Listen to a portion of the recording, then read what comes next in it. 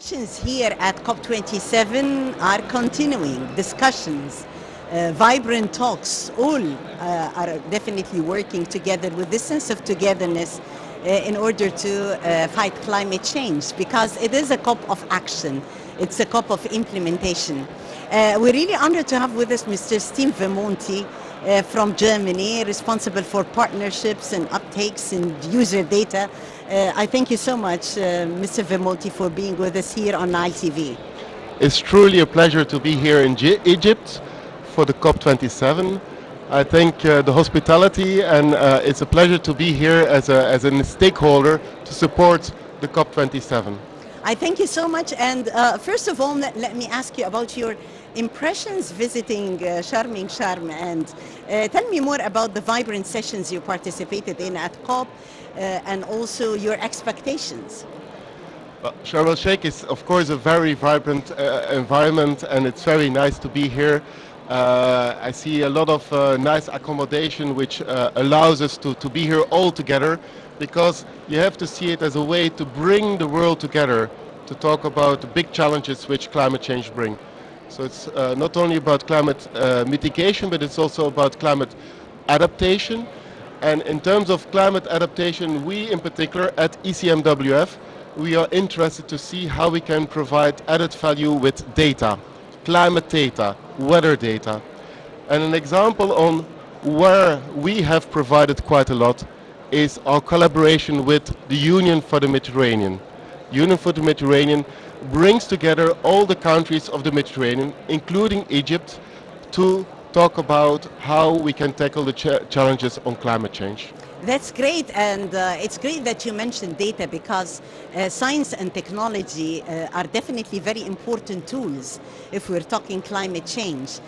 Climate tech today is a very important and a successful component that would help us lead all the way to success. Tell us more about your vision vis-a-vis the importance of providing precise climate data in solving the big crisis. Thank you for your question. It's a very interesting one and a very important one. So what we need is not only the data which underpins the science to understand climate, but we also need data which allows us to take action. Now it's time for action. And to allow action, we still need the data to support all these decision makers. An example is how we can provide data to solve issues on food security, how we can solve issues in emergency situations, how we can provide data which supports health or energy related situations.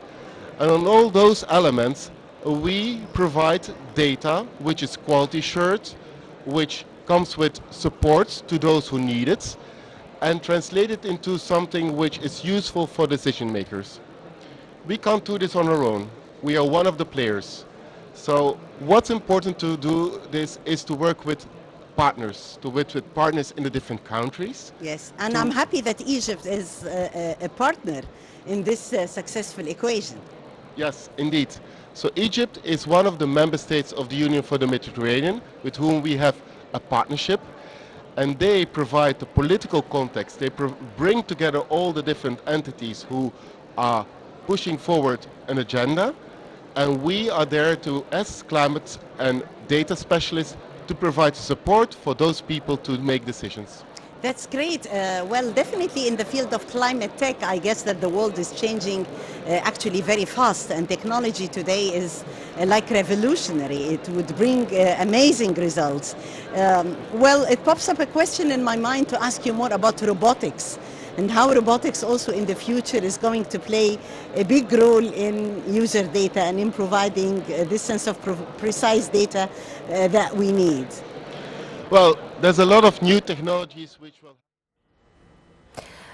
Ladies and gentlemen, we are going to go right to Sharm el-Sheikh to cover the